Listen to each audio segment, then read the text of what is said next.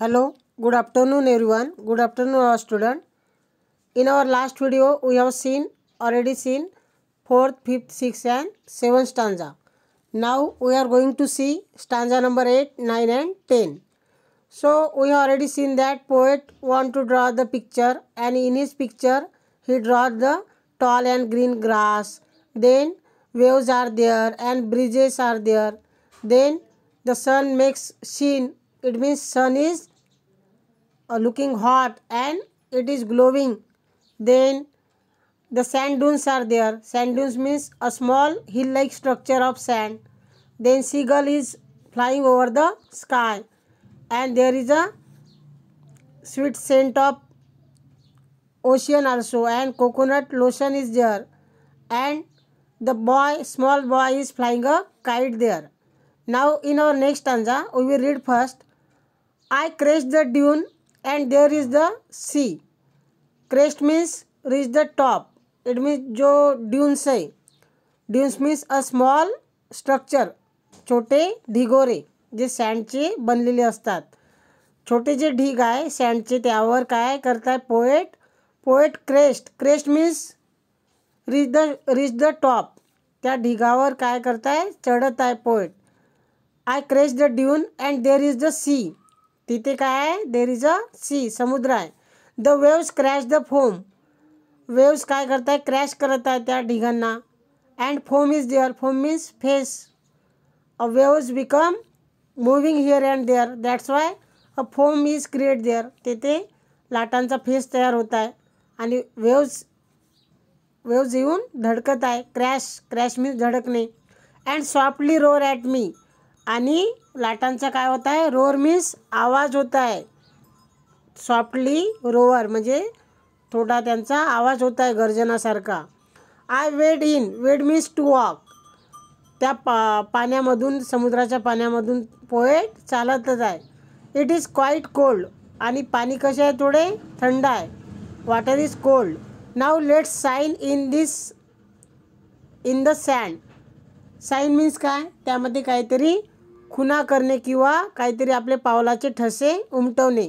Let's sign in this sand. त्या सँडवर काय करायचं आहे पोएटला काहीतरी आपले साईन म्हणजे पाऊल खुणा किंवा आपली काही राईट करायचं आहे. Where the waves hit the shore. आणि ते काय होणार आहे ॲटोमॅटिक मोडल्या जाणार आहे. कशामुळे because of waves hit the shore. कारण वेव्ज काय होत असतात waves hit the shore.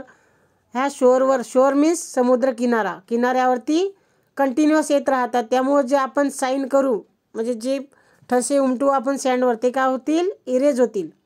All the sign become erase due to the waves because waves hit the shore. कारण वेव्ज कंटिन्युअस काय होत राहतात शोअर मीन्स समुद्र किनाऱ्यावर येत असतात. And the sea meets the air. आणि समुद्र कोणाला भेटत आहे एअरला. And the land. आणि लँड जी जमीन आहे तिला पण भेटत आहे कारण वेव्सच्या रूपामध्ये तो भेटत आहे. Now step back and look. आता पोएट म्हणतो की step back and look what a wonderful view.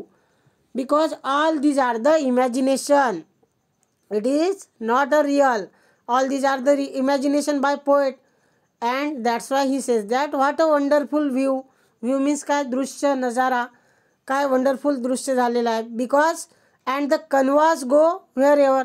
कनव्हास means what. कनव्हास means a special type of cloth to draw a picture. म्हणजेच चित्र काढण्यासाठी वापरलेला जो कपडा असतो स्पेशली चित्र काढण्यासाठी जो वापरतात त्याला कनव्हास म्हणतात. A special type of cloth to draw a picture. And the canvas can go wherever. म्हणजे ज्यावरती पिक्चर ड्रॉ केलेला आहे पोएटने तो व्हेअर एव्हर म्हणजे कुठेतरी गेलेला आहे काढता. Because it is in you. कारण तो पोएट म्हणत आहे की त्या पिक्चरमध्ये तुम्ही स्वतः पण काय व्हा इन्व्हॉल्व व्हा. जसं पोएट ज्याप्रमाणे झालेलं आहे पेंटिंगमध्ये ड्रॉ करण्यामध्ये आणि पेंट करण्यामध्ये तसं तुम्हीसुद्धा काय व्हा इन्व्हॉल्व व्हा. असं पोएट आपल्याला ॲड्रेस करत आहे संबोधत आहे. As like the imagination of poet you also in you. म्हणजे तुम्हीसुद्धा त्यामध्ये काय व्हा तुम्हीसुद्धा त्यामध्ये आहात. कारण पोएटने जी पिक्चर काढला आहे small boy is flying a kite. It means you are already in it. Understand. So this poem is about the paint. It means to draw a picture by poet, and poet want to draw various imagination such as green grasses are there, then waves are there, and seashore is there, and sand dunes. Sand dunes म्हणजे काय, सँडचे ढिगोरे आहेत, and waves are crashes there, and there is foam also, and all the atmosphere in the sea shore म्हणजे जे C शोअरवर atmosphere असते समर सीझनमध्ये त्याचे description bye इमॅजिनेशननी पोएटनी केलेलं आहे. Poet do the imagination and tries to draw picture on a special type of cloth which called canvas. कनव्हासवरती picture draw करण्याचा प्रयत्न केलेला आहे पोएटने. So do understand the poem. In this poem poet want to draw picture by its own imagination, and he draw various all the instrument or all the atmosphere, nature, beauty. He tries to describe all the beauty in his picture. So write down all the difficult word.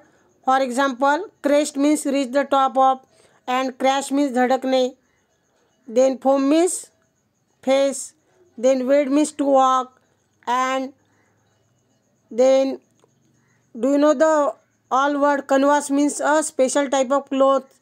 And write down all the difficult word in your notebook, and write down the poem also in good handwriting.